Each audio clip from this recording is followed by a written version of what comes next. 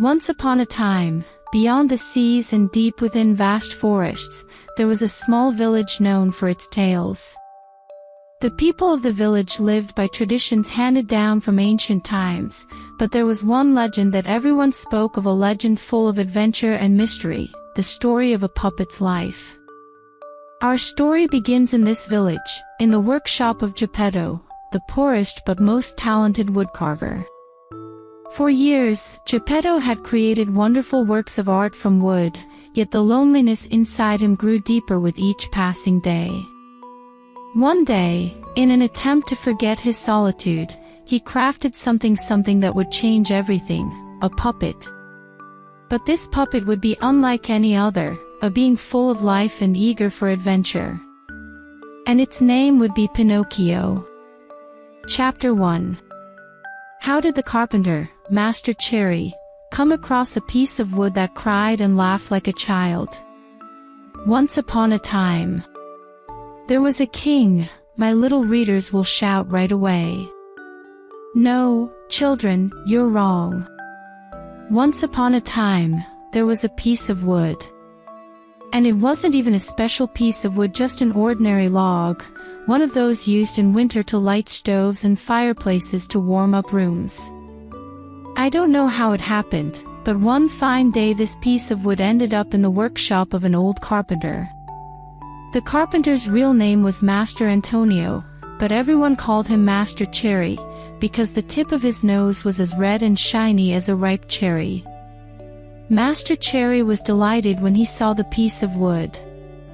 Rubbing his hands together with joy, he muttered, "Just in time. This piece of wood will make a fine table leg." Without wasting any time, he got to work. He picked up his well-sharpened axe to strip and smooth the wood, but just as he was about to bring it down, he froze. Because he had heard a tiny, pleading voice say, "Don't hit me so hard." Just imagine the state poor Master Cherry was in. He darted his bewildered eyes around the room, trying to figure out where that tiny voice had come from. No one was there. He looked under the workbench, no one. He opened a cupboard that was always kept shut, nothing. He peeked into the wood shavings basket, still nothing. Finally, he opened the door and glanced out into the street, not a soul.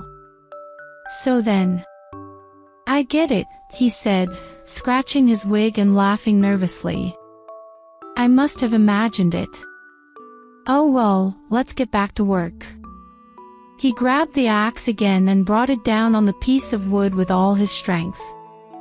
"Ouch! You're hurting me," cried the same tiny voice. Master Cherry froze like a statue. His eyes popped out of their sockets, his mouth gaped wide, and his tongue hung down to his chin. He looked like a clown from pure fright.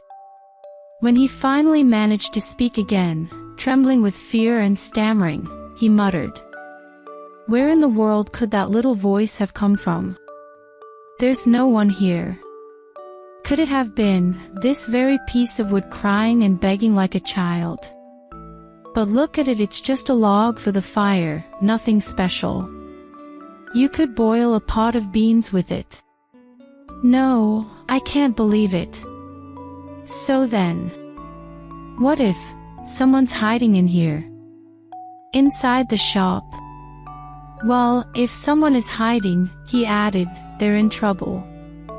I'll show them." Saying this, the poor man grabbed the log with both hands and started banging it mercilessly against the walls of the room. Then he stopped and listened carefully to see if he could hear any complaints or groans. He waited 2 minutes, nothing. 5 minutes silence. 10 minutes, still nothing. "I see," he said at last, scratching his wig and forcing a nervous laugh. "I must really be hearing voices. Oh well, back to work."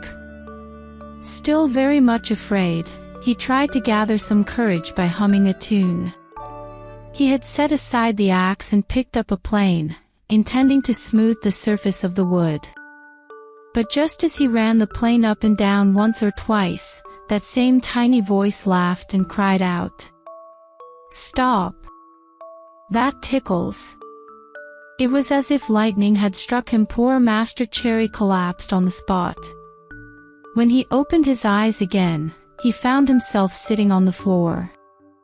His face was completely distorted, and the tip of his nose, which was usually bright red, had turned purple from fear. Chapter 2. Master Cherry gives the piece of wood to his friend Geppetto, who wants to make a puppet that can dance, fence, and turn somersaults. Just then, there was a knock at the door. Come in," shouted the carpenter, though he barely had the strength to get up. A cheerful little old man entered the workshop. His name was Geppetto, but the neighborhood children would teasingly call him a corn tassel, because of his yellow wig that looked like corn silk. Geppetto would lose his temper in an instant. Woe to anyone who called him corn tassel. He'd turn wild in a flash and become impossible to stop. "Good day, Master Antonio," said Geppetto. "What are you doing, sitting there on the floor?" "I'm teaching the ants how to count." "Good for you. So, what brings you here, Brother Geppetto?" "Not the wind, my feet," replied Geppetto. "I came to ask a favor, Master Antonio." "Say no more. Anything you need, just ask," said the carpenter, getting up on his knees. "Something came to me this morning." "And what's that?" "I thought I'd make myself a wooden puppet, but not just any puppet. A marvelous one. One that can dance, fence, and do somersaults like an acrobat. I was thinking, maybe I could travel the world with it and earn enough each day for a piece of bread and a glass of wine. What do you think?" "Well done, corn tassel," shouted the same thin voice from nowhere. Hearing himself called corn tassel, Geppetto turned as red as a chili pepper from rage. He spun toward the carpenter and shouted like a madman. "Why are you insulting me?" "Who's insulting you?" "You called me corn tassel." "I did not." "Oh really? So it wasn't me who heard it." "I know it was you." "I tell you, it wasn't." "It was." "It wasn't." "It was." And so it went hotter and hotter until words turned into punches. They grabbed each other by the hair, scratched, bit, and pinched one another. When the fight was over, Antonio was left holding Geppetto's yellow wig in his hand, while Geppetto had the carpenter's gray wig clenched between his teeth. "Give me back my wig," said Antonio. "Give me mine and we'll call it even." So, the two old men exchanged wigs, shook hands, and swore to remain best friends for the rest of their lives. "Now tell me, Brother Geppetto," said the carpenter after they had made peace, "what was it you needed from me?" "I was hoping you could give me a piece of wood to make my puppet. Would that be possible?" Master Antonio happily went over to the workbench and picked up the very same piece of wood that had frightened him so much. But just as he was about to hand it to his friend, the log suddenly leapt out of his hands and struck poor Geppetto hard on the legs. "Well, what a graceful way to hand someone a gift, Master Antonio. Are you trying to cripple me?" "I swear it wasn't me." "Oh, so I did it, then." "I'm telling you, it's the fault of this piece of wood." "I know it's the wood. But you're the one who threw it at my legs."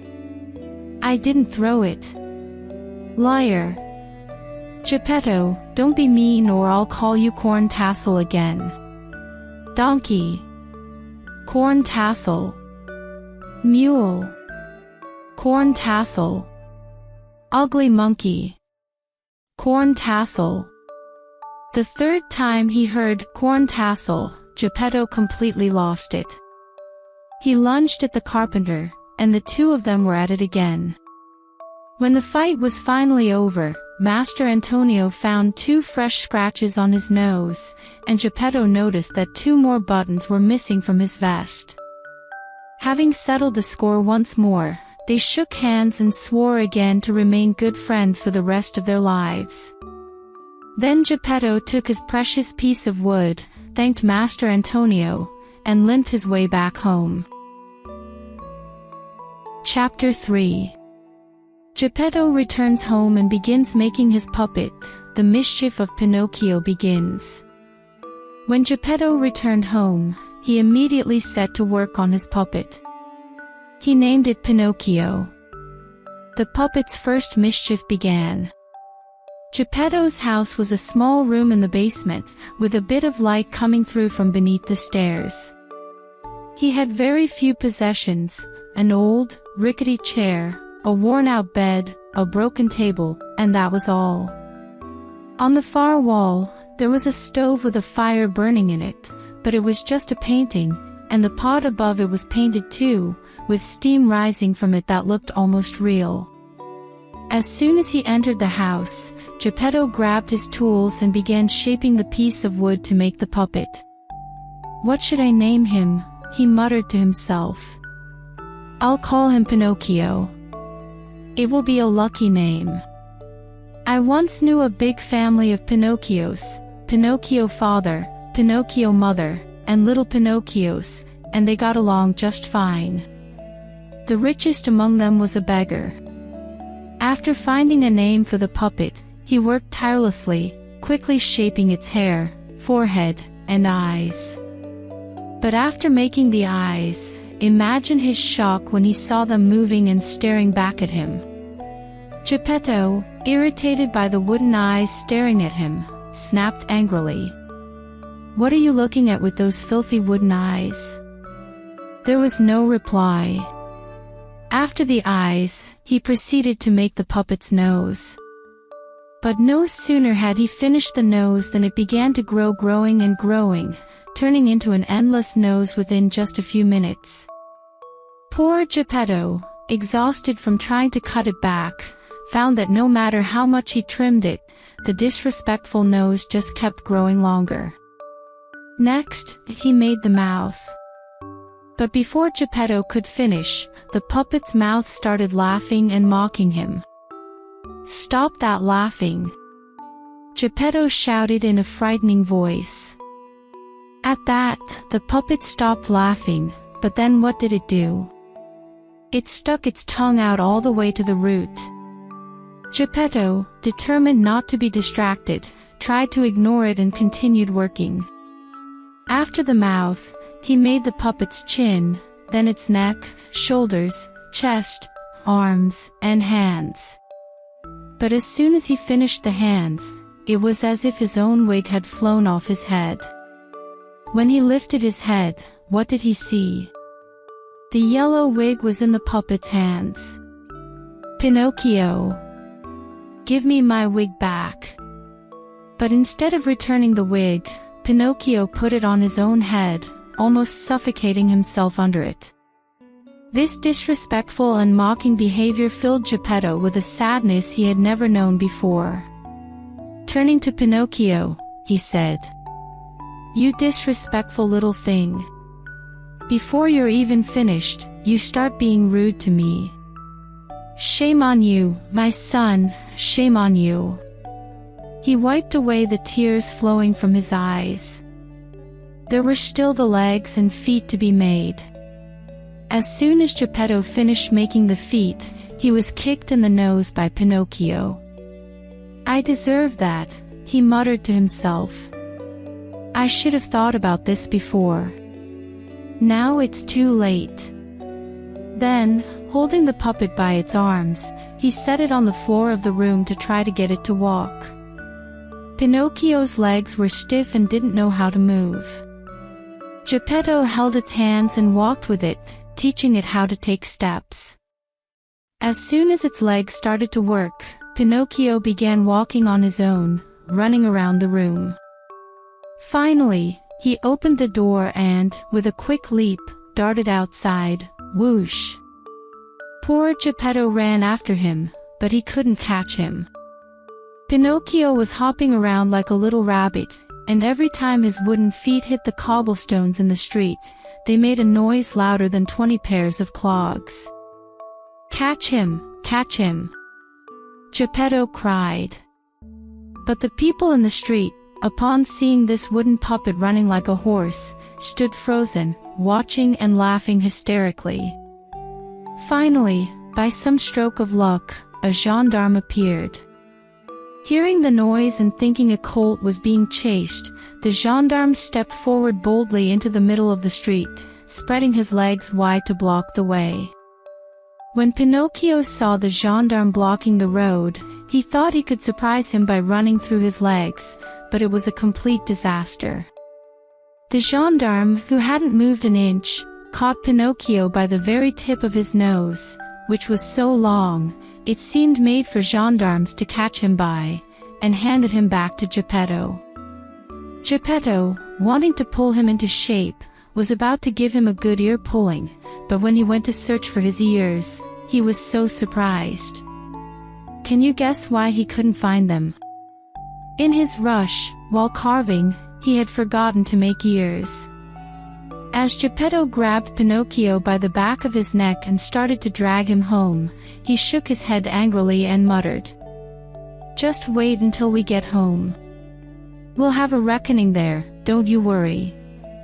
Hearing these words, Pinocchio threw himself on the ground. He no longer wanted to walk. Meanwhile, idle onlookers and curious passers-by began to gather around them. Voices came from all directions. "Poor puppet," some said. "It's completely understandable that he doesn't want to go home. How could Geppetto, that man, beat him?" Others, with cruel hearts, added, "Geppetto may seem like a kind man, but he treats children terribly.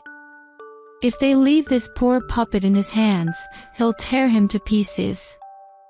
In short, they talked so much that, eventually, the gendarme freed Pinocchio and arrested poor Geppetto.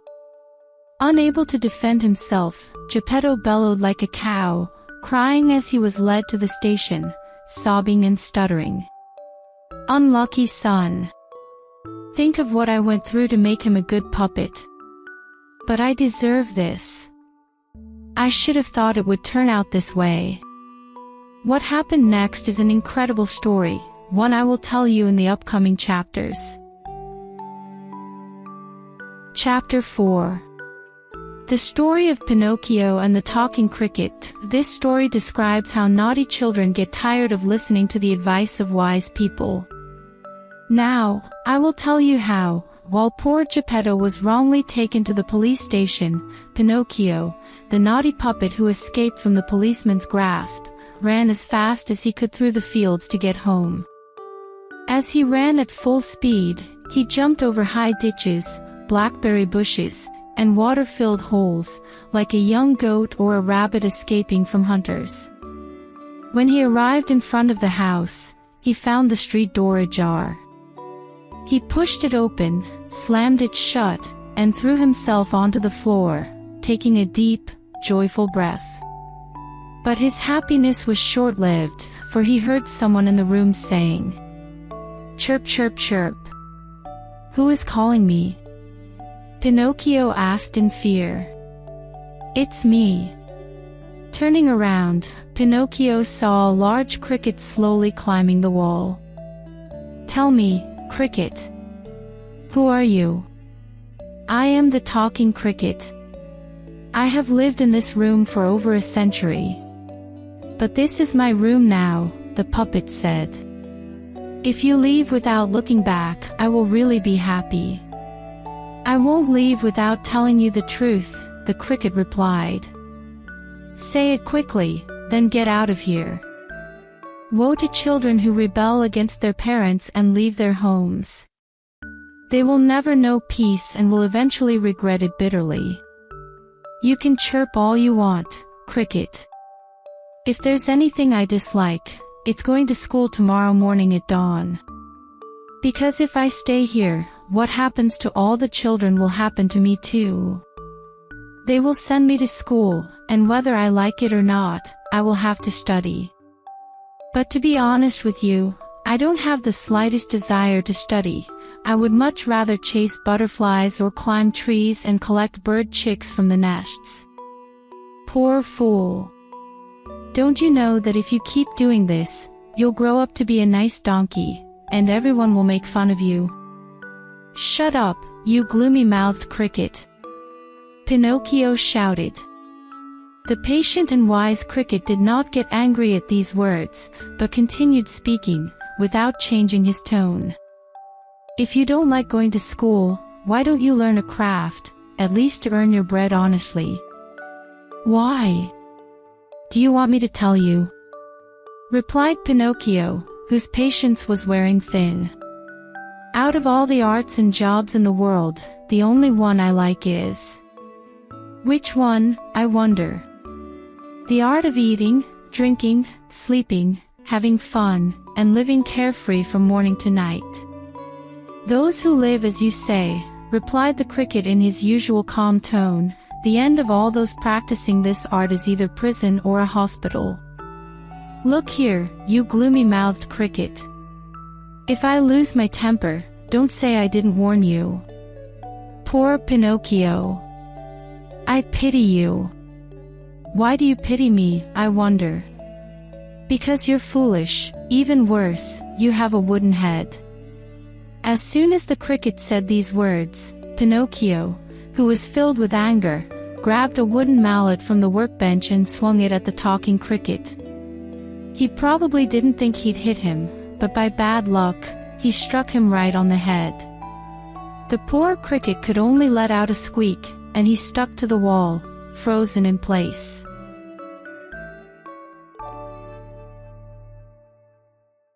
Chapter 5. Hungry Pinocchio is looking for eggs to cook an omelette and finds some, but the omelette flies out of the window. By this time, the sky had begun to darken. Pinocchio, remembering that he hadn't eaten anything, felt a hunger-like sensation in his stomach. But children's appetites grow quickly. Pinocchio's hunger turned into a real appetite just 5 minutes later. This hunger, in the blink of an eye, turned into a ravenous hunger, one that would not be easily satisfied. Poor Pinocchio immediately ran to the stove where a pot was boiling. He reached for the lid, intending to open it and see what was inside, but the pot was just a picture drawn on the wall. Imagine what happened next. His already long nose grew at least another finger's length. At that moment, he started walking around the room, rummaging through all the chests and cupboards, looking for something to eat, perhaps a bit of bread, maybe some dried bread, a crust, a bone left for the dog, a fish bone, a little moldy soup, a cherry pit, in short, anything to chew on. But he found nothing. Meanwhile, his hunger kept growing. Poor Pinocchio could do nothing but yawn in an attempt to comfort himself. He yawned so long that sometimes his mouth reached his ears. After yawning, he spat. It felt strangely as though his stomach had melted away. Then, in despair, he cried out and complained. The talking cricket was right. I did wrong by going against my father and running away from home. If my father were here, I wouldn't be yawning to the point of dying. Oh, how terrible this hunger is. Then, suddenly, he thought he saw something round, white, and resembling a chicken egg among the scraps. It took him only a second to leap up. It really was an egg. The joy Pinocchio felt was indescribable. One can only imagine what it must have been like. Thinking he was dreaming, he turned the egg around in his hands, touched it, kissed it, and kept kissing it, saying, "How should I cook this now? Should I make an omelette? No, frying it is better. Should I boil it? No, frying it is definitely best. I can't wait to eat it. Immediately, he started preparing it as he said, placing a bowl on a hot clay pot filled with embers. He put some water inside instead of butter or clarified butter. When the water started boiling and steam began to rise, he cracked the egg to pour its contents into the bowl. What came out of the egg? The yolk and the white, right? No, this time it was different. Instead of that, a cheerful little chick emerged, bowing and giving a polite greeting.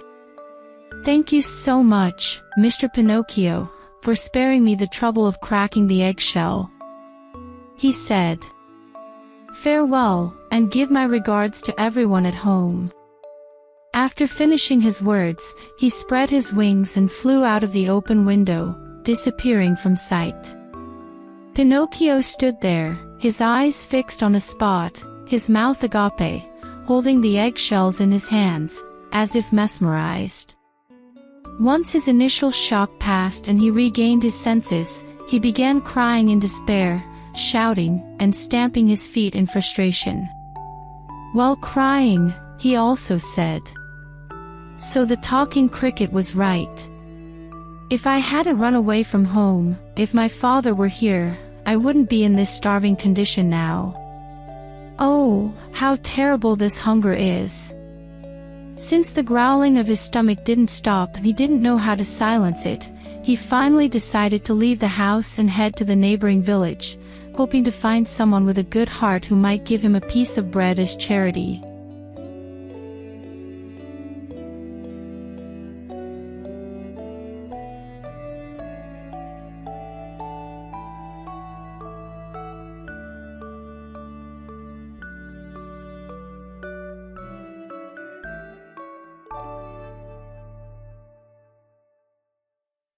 Chapter 6. Pinocchio wakes up in the morning with his feet burned after falling asleep with them on the brazier. It was a truly dreadful winter night. Thunder roared, lightning flashed, and a fierce wind howled in anger, whistling through the air and raising thick clouds of dust as it made the trees in the countryside creak and groan. Pinocchio was usually terrified of thunder and lightning. But this time, his hunger had overpowered his fear. So, he opened the door and set out on the road. Panting with his tongue out like a hunting dog, he reached the village in just a few hundred bounding steps. The village was pitch dark and deserted. Shops were closed, doors were shut tight, windows were covered, not even a dog was in sight on the streets. It was like a village of the dead. Desperate and starving, Pinocchio grabbed onto the bell of a house and rang it over and over again, muttering to himself, "Surely someone will come out." Indeed, an old man wearing a nightcap eventually appeared and shouted angrily, "What do you want at this hour? Could you please give me a little bit of bread?" "Wait here, I'll be right back," replied the old man. He had mistaken the visitor for one of those naughty children who amused themselves by ringing the doors of honest people trying to sleep peacefully. The window opened again half a minute later, and the same old man's voice called out, "Come closer and hold out your cap." As soon as Pinocchio stepped forward, a bowl of water was dumped on him, soaking him from head to toe like a wilted geranium in a flower pot. Soaked like a wet chick, exhausted and starving, he dragged himself back home. He was so weak he could barely stand. He sat down and stretched his soaking wet, muddy feet out toward the hot embers in the brazier. There, he fell asleep, and while he slept, his wooden feet slowly caught fire. Bit by bit, they charred, and eventually turned to ash. Pinocchio, however, snored away peacefully, as if those feet weren't even his. At last, just before dawn, a knock at the door woke him. Yawning and blinking sleepily, he asked, "Who is it?" "It's me," came the reply. It was Geppetto's voice.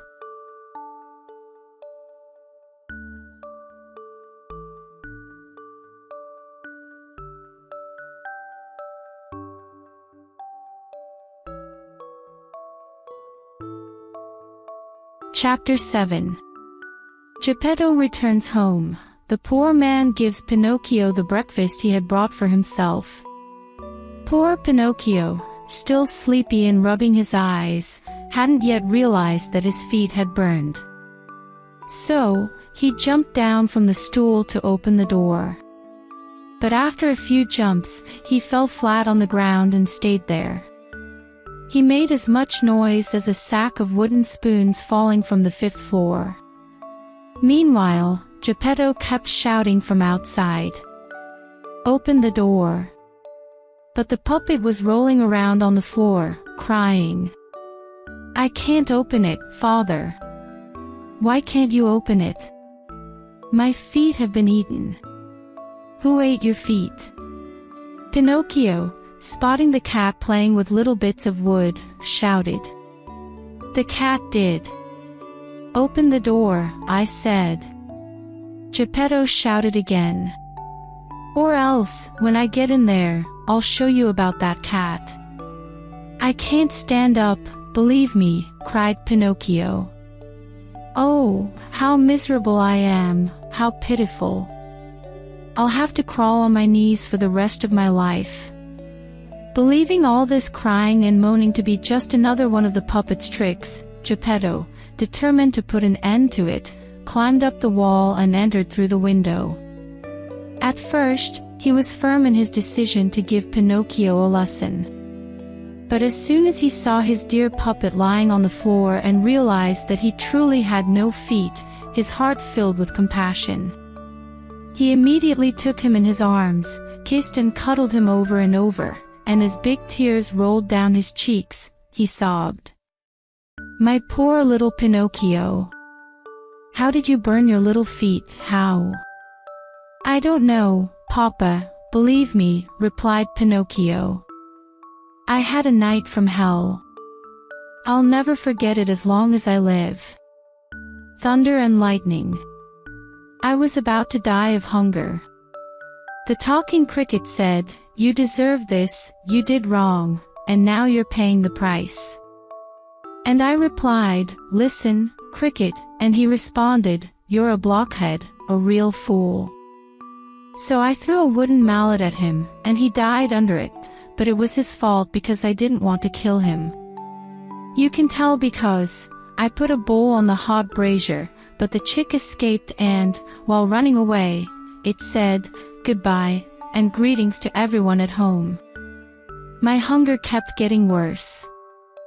That's why, when the old man with the nightcap opened the window and said to me, 'Come closer and hold your hat,' he poured a pot of water over my head." "But why? Is it a crime to ask for a piece of bread?" I immediately ran back home, as I was on the verge of dying from hunger, which was getting worse and worse, and I stretched my legs over the brazier to dry them. When you came, you found my feet burnt, and now I have no feet left. Hi hi hi. Poor Pinocchio cried and howled so loudly that his voice could be heard from 5 kilometers away. From all this speech, the only thing that Geppetto understood was that the puppet was about to die from hunger. So, he took out 3 pears from his pocket and offered them to him, saying, "These 3 pears were meant to be my breakfast, but I'm happily giving them to you. Eat them, enjoy." "If you want me to eat them," Pinocchio said, "could you please be kind enough to peel them?" "Peel them?" Geppetto asked in surprise. "Honestly, I never thought you'd be so picky, so hard to please, my son.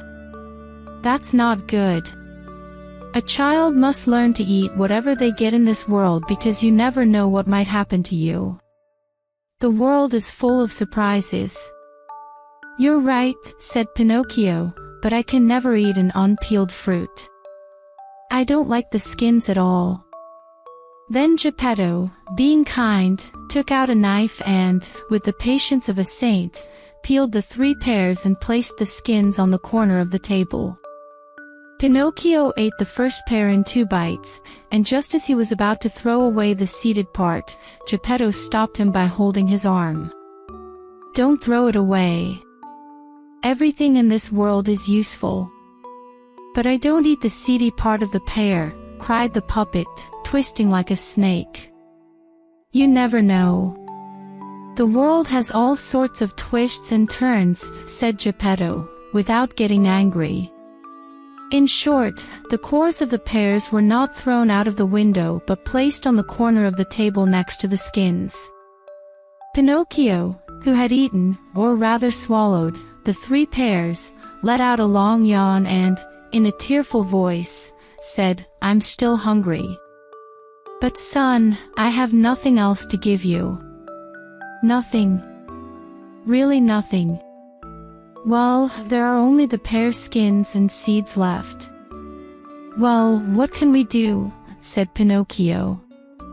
If there's nothing else, I'll eat some skins. Then he began chewing the skins. At first, he made a bit of a face, but then he finished all the skins one after another in one go. After the skins, he ate the seeds as well. Once he had wiped them all out, he placed his hands on his belly and, shaking with excitement, said, Now I'm fine.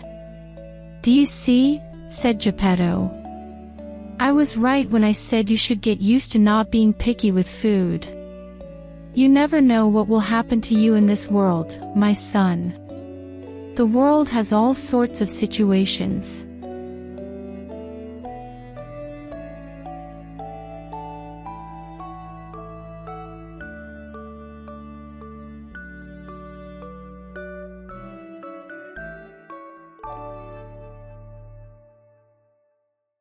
Chapter 8.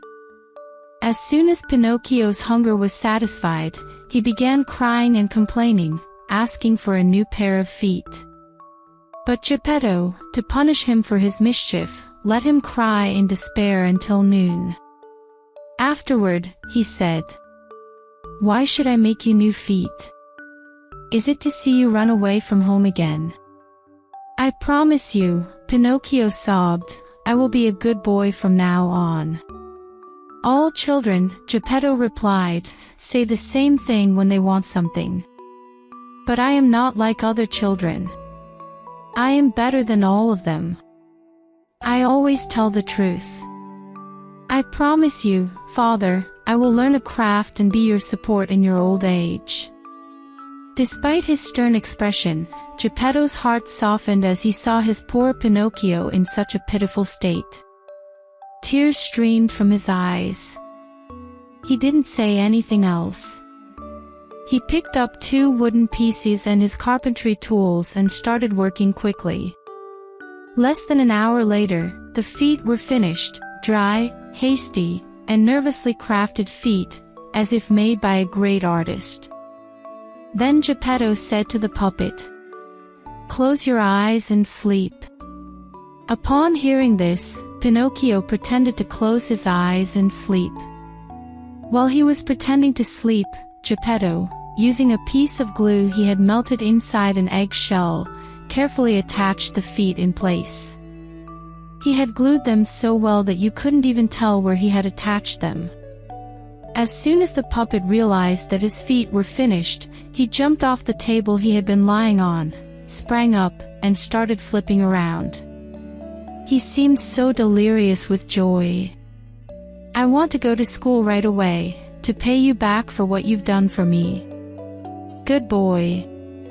But to go to school, I need clothes. Poor Geppetto, who didn't have a penny to his name, quickly made Pinocchio a set of clothes out of flowery paper, shoes from tree bark, and a hat from bread crumbs. Pinocchio ran to look at himself in a bucket of water, and was so pleased with how he looked that he puffed up like a peacock and said, Now I look like a real gentleman. Really? Geppetto replied. But remember this, what makes a person look like a gentleman is not beautiful clothes, but clean clothes. Now that I think about it, Pinocchio added, there's one thing missing for me to go to school. The most important thing. What's that? I don't have an alphabet. You're right. But what are we going to do to find an alphabet? That's easy. We'll go to a bookstore and buy one. And money? I don't have any either. Neither do I, added the kind-hearted old man, feeling sad. Although Pinocchio was a very cheerful child, he, too, began to feel sad. Because even children understand poverty, especially if it's real poverty. Be patient. Geppetto suddenly shouted, standing up. He put on his old, tattered velvet jacket, which was patched and torn, and ran out. When he returned a little while later, he had his son's alphabet in his hand, but his jacket was gone. The poor man was left with only his shirt, and outside it was snowing. What happened to your jacket, father? I sold it. Why did you sell it? It was making me sweat. Upon hearing this, Pinocchio immediately understood the meaning of his father's words. Overcome by his good heart, he couldn't resist the urge to throw his arms around Geppetto's neck and start kissing his face and eyes.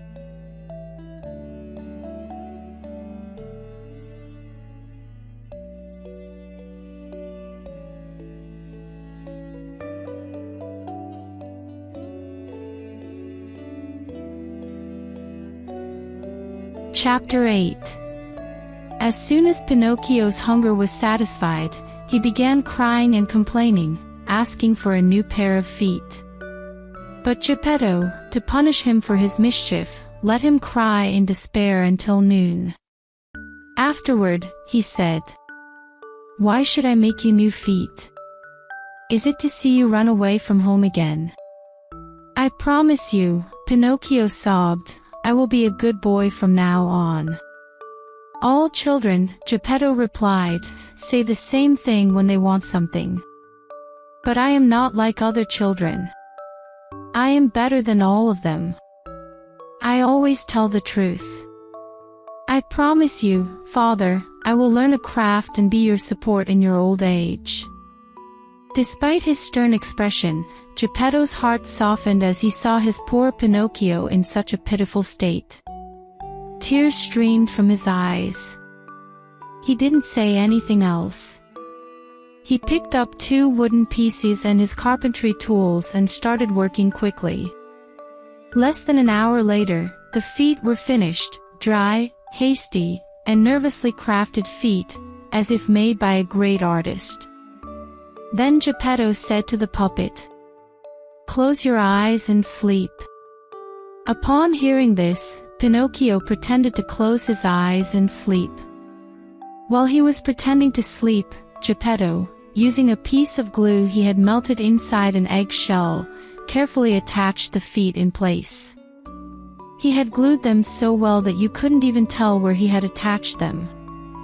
As soon as the puppet realized that his feet were finished, he jumped off the table he had been lying on, sprang up, and started flipping around. He seemed so delirious with joy. "I want to go to school right away, to pay you back for what you've done for me. Good boy. But to go to school, I need clothes."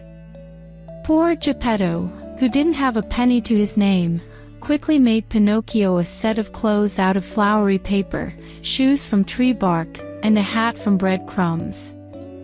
Pinocchio ran to look at himself in a bucket of water, and was so pleased with how he looked that he puffed up like a peacock and said, "Now I look like a real gentleman." "Really?" Geppetto replied. "But remember this, what makes a person look like a gentleman is not beautiful clothes, but clean clothes." "Now that I think about it," Pinocchio added, "there's one thing missing for me to go to school. The most important thing." "What's that?" "I don't have an alphabet." "You're right. But what are we going to do to find an alphabet?" "That's easy. We'll go to a bookstore and buy one." "And money?" "I don't have any either." "Neither do I," added the kind-hearted old man, feeling sad. Although Pinocchio was a very cheerful child, he, too, began to feel sad. Because even children understand poverty, especially if it's real poverty. Be patient. Geppetto suddenly shouted, standing up. He put on his old, tattered velvet jacket, which was patched and torn, and ran out. When he returned a little while later, he had his son's alphabet in his hand, but his jacket was gone. The poor man was left with only his shirt, and outside it was snowing. "What happened to your jacket, father?" "I sold it." "Why did you sell it?" "It was making me sweat." Upon hearing this, Pinocchio immediately understood the meaning of his father's words. Overcome by his good heart, he couldn't resist the urge to throw his arms around Geppetto's neck and start kissing his face and eyes.